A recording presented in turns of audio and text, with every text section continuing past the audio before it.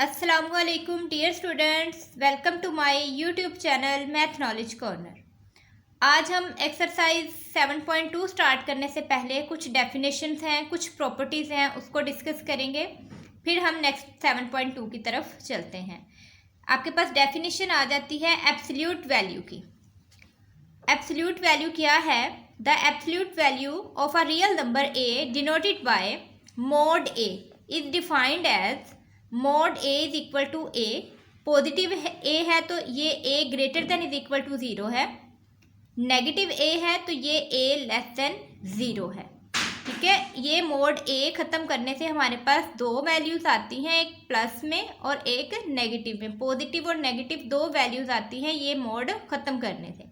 तो mode 6 is equal to होता है 6 के, मोड 0 इज इक्वल टू होता है 0 के, लेकिन मोड -6 जो है वो इज इक्वल टू माइनस, ये पहले से मौजूद होता है, ये माइनस और ये -6 हो जाता है।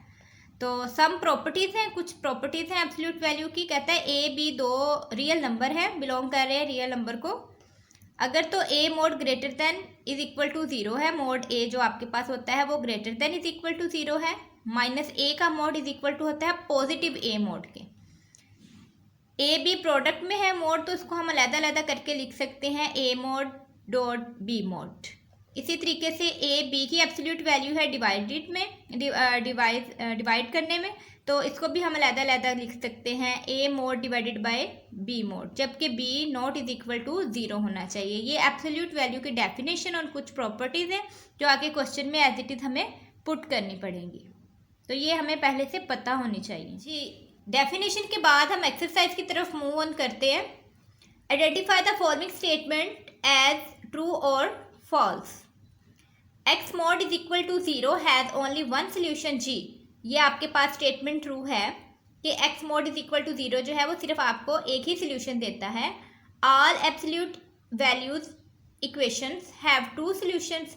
वो कहता है तमाम की तमाम जितनी भी एब्सोल्यूट वैल्यूज़ का इक्वेशन का सोल्यूशन होता है वो दो सोल्यूशन होते हैं जी, नहीं, किसी का एक भी होता है। तो ये हमारे पास क्या हो गया? फॉल्स। जैसे अभी हमने ये x mod is equal to zero था तो ये तो ओनली वन सोल्यूशन दे रहा था ना, तो इधर हर वैल्यू का सोल्यूशन जो है वो, या तमाम एब्सोल्यूट वैल्यू जो है वो हमें टू सोल्यूशंस नहीं देती। इसी तरीके से the equation x mod is equal to two is equivalent to x is equal to two और एक्स इज इक्वल टू -2 जी। अभी डेफिनेशन पढ़ के हटे थे, ए मोड था, उधर ए मोड आपके पास पॉजिटिव भी होता है और नेगेटिव भी होता है। इसी तरीके से एक्स मोड खत्म करेंगे तो इस साइड पे जो इक्वल की इस साइड पे रकम होती है वो एक दफ़ा प्लस में आ जाती है और एक दफ़ा माइनस में, तो ये भी स्टेटमेंट आपके पास ट्रू है। Next, the equation x-4 is equal to -4 has no solution जी। ये भी ट्रू है। The equation 2x-3 is equal to 5 is equivalent to 2x-3 और 2x प्लस 5 जी। ये इक्वेशन जो है फॉल्स है, ये स्टेटमेंट फॉल है क्योंकि इसके ऊपर प्लस या माइनस नहीं होना, इक्वल के बाद वाले पे आपके पास प्लस या माइनस आता होता है। तो ये 5 की 5 जो स्टेटमेंट थी ट्रू फॉल्स थी, इसमें बताना था। इसके बाद हम नेक्स्ट एक्सरसाइज की तरफ चलते हैं। क्वेश्चन नंबर 1 के बाद क्वेश्चन नंबर 2 की तरफ चलते हैं। Solve for x mod 3x - 5 is equal to 4 by definition आपको पढ़ा दी गई है। जब मोड खत्म करते हैं तो एक साइड पे आपके पास पॉजिटिव 4 आ जाएगा और एक साइड पे आपके पास नेगेटिव 4 आ जाएगा। 3x is equal to 4 plus 5, यहाँ माइनस का 5 था, उस साइड पे जाके पॉजिटिव हो गया। 3x 4 plus 5 is equal to 9, x is equal to 9/3, 3x के साथ मल्टीप्लाई हो रहा था, इधर आके डिवाइड हो गया। 3 1 3, 3 3 9, तो x की वैल्यू क्या आ गई? 3। इसी तरीके से माइनस वाली साइड को सॉल्व कर लेंगे। 3x is equal to -4 plus 5, minus का 5 था, उधर जाके प्लस हो गया। -4 plus 5 is equal to 1। 3x के साथ मल्टीप्लाई हो रहा है, उधर जाके 1 के साथ डिवाइड हो जाएगा, तो x की वैल्यू आ गई 1/3 जी। पॉजिटिव और नेगेटिव वैल्यू रखने थे, एक साइड पे हमारे पास x इज इक्वल टू 3 आ रहा है और एक साइड पे x इज इक्वल टू 1/3 आ रहा है। तो हम चेक कर लेते हैं ओरिजिनल इक्वेशन में। सबसे पहले x इज इक्वल टू 3 रखते हैं।